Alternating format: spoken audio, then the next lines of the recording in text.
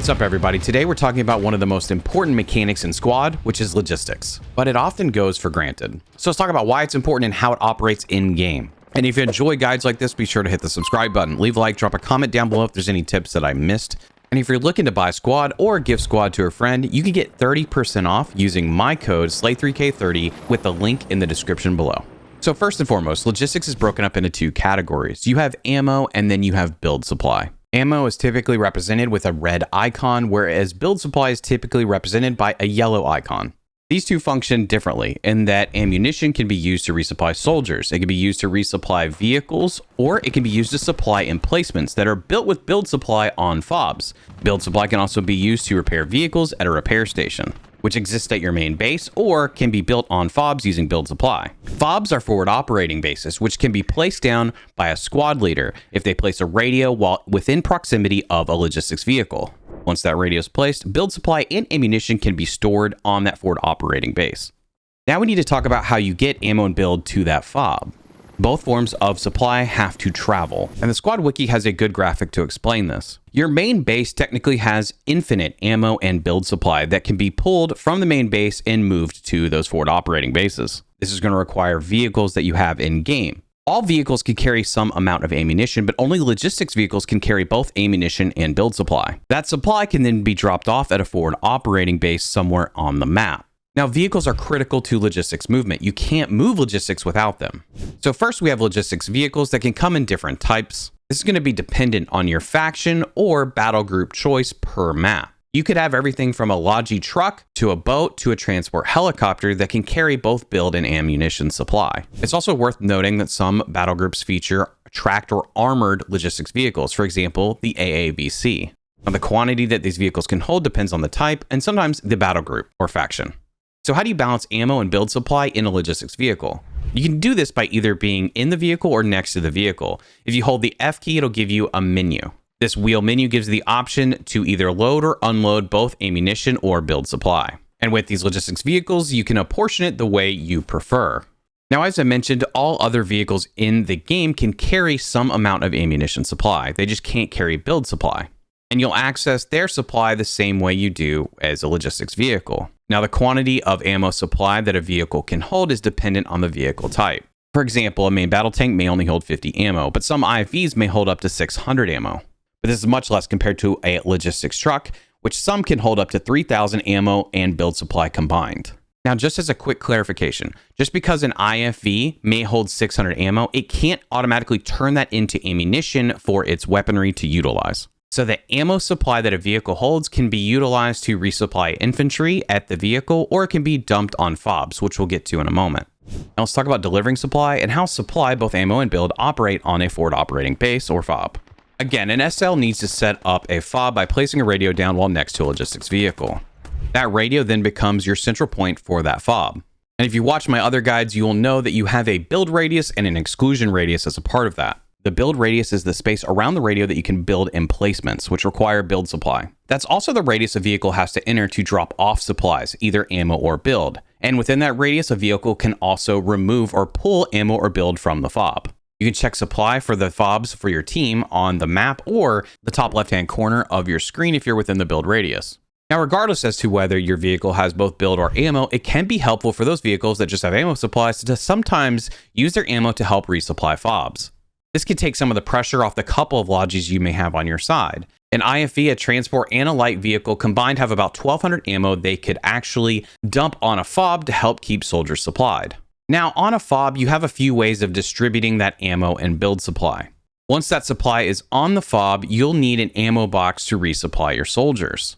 This is going to cost you 100 build supply to set up, and then soldiers have access to all the ammo on the FOB. And for vehicles, you're going to need a repair station, because the ammo supply that vehicles hold on them cannot be immediately converted to ammunition for their weaponry. Instead, you'll have to spend about 500 build to set up a repair station, and then the ammo that is then on the FOB can be turned into ammunition that their guns can fire. Like infantry, if the vehicle pulls up next to the repair station, they have access to all the ammo and build supply that is currently on that FOB. This is simply based on proximity of the vehicle to the repair station. Ammunition will resupply their armaments, while build automatically goes to repairing the vehicle. There is no way to limit how much ammo or build supply is consumed by infantry or a vehicle. This includes any emplacement that consumes ammo, like mortars, or HMG bunkers, or even an ATGM. Emplacements and everything going on at a FOB can become quite costly. Let's talk a little bit about the economy of logistics. When you set down an ATGM at a FOB, it could cost 600 build. Then every reload, including that first missile that you're going to shoot off, it's going to cost you 500 ammunition supply from that FOB. Now let's say an SL sets up mortars on that same FOB. That's going to cost 300 build supply per mortar. Each mortar takes 3 rounds at a time, which is going to cost you 40 ammunition on every reload, including the initial load. So if a full-size Logi can carry 3,000 ammo and build supply combined, by default this is usually split 1,500 and 1,500. Now, depending on the faction, a hab and ammo box build on a FOB could cost you about 600 build total. But let's say you wanted to have an ATGM and a mortar added onto that, it's going to cost you 1,500 build. Right there, all of your build supply is used from that default setup on the Logi. Now let's consider ammunition, and I'm not going to go too in depth with this, but I want you to kind of understand the cost here. Loading the ATGM in the mortar before you've even fired a shot is going to cost you 540 ammo. Since an ATGM costs 500 to reload, you've only got 3 shots on a default Logi setup, and that's if no one uses any of the ammo that is currently at that FOB. Firing off about 30 mortars would cost you about 400 ammunition, including that initial ammo load. This is just to give you some context of how much it costs to operate these types of emplacements, because I'm not even including the fact that you have soldiers potentially picking up ammo off ammo boxes. And if you do run out of enough ammo to resupply that ATGM or a mortar, you just won't be able to reload that emplacement. And now consider, if there is a repair station on that FOB, then vehicles will require ammo and build supply, or they'll have to return all the way back to main to rearm and repair. Now there's a whole list dependent on the faction of what you can place within a FOB build radius in terms of emplacements. Everything from static items like towers or bunkers to the things we've already talked about like mortars. At a minimum, all of these emplacements cost build supply. It's not hard to understand that resupplying FOBs is a critical component of squad. Your main base is the only place with infinite ammo and build supply, which means you have to have that travel from the main base to your forward operating bases. Your supply lines become important to maintain and keep secure so that you can continue to resupply your FOBs. It's not uncommon for an enemy team to try to infiltrate your backline to disrupt your logistics flow. It's also not uncommon, unfortunately, for folks to leave Logi vehicles stranded. These vehicles need to maintain some form of activity to continue to resupply your forward operating bases. If they don't, your FOBs can then become a little bit vulnerable because you may start running low on ammunition that could keep infantry supplied against enemy attacks. Now, obviously, we've covered a lot about FOBs and emplacements. But outside of rearming soldiers or vehicles, that's where a lot of your logistics supply is going to go. And it's important to understand that any SL can drop an emplacement within a FOB radius, along with their FTLs, potentially costing some of that build supply you have on that FOB. Just like any infantry in the area could start utilizing an emplacement and spending ammo on that FOB. It's easy for logistics supply on a FOB just to get burnt by folks not communicating or not prioritizing certain tasks or things that need to be done. At a bare minimum, it's easy to enhance your team's ability to not only defend a position, but also attack a position by just keeping the logistics flow going. If you don't have ammunition stocked at a FOB, it becomes vulnerable to attack because you no longer have the ammunition supply for soldiers or vehicles to be able to defend that position. Likewise, on an attack, if you don't have the ammunition supply, it can stall out or become ineffective. Just imagine Hats and Lats not having enough ammunition to resupply to attack vehicles that are stalling out that attack, or countering your own attack. And as you can imagine, what's not too far off is potentially losing that FOB, which would cost you a radio and 20 tickets for your team. Then do you lose position at an objective, potentially giving up 60 tickets because you can't hold that capturable point? There's many different factors that can contribute to your team winning or losing a round, but at the backbone of it all remains logistics. Let's talk about some helpful tips to improve your logistics capability during a round. For one, consider how you use your helicopter and logistics truck, especially in coordination with one another. For example, it may be better if the helicopter is resupplying a defensive FOB, covering a longer distance between that defensive FOB and your main base, while the logistics truck is shuttling that ammunition or build supply from the defensive FOB to an attack position. This can typically speed up the supply process because the helicopter can cover the longer distance. It also keeps your helicopter away from the front line, potentially keeping it safe and not revealing too much about your attack FOB. Next, if you have a specific thing you want to do with the Logi you're leaving main with, consider adjusting the supply. For example, if you know that you're just going to be building a defensive position and you're going to need plenty of ammo, prioritize ammo supply in that Logi, reducing the amount of build you're taking so that you have plenty of ammo to last you a while. This could also be beneficial on attack where you know you may be isolated for some time. Something else I'd recommend is always having 2 people in a logistics vehicle. That way if you get ambushed, at least you have 2 people in the vehicle, potentially increasing your chances at surviving or at least getting the Logi out of that spot. Additionally, if you're an SL, it can help to have a squad member on board with you.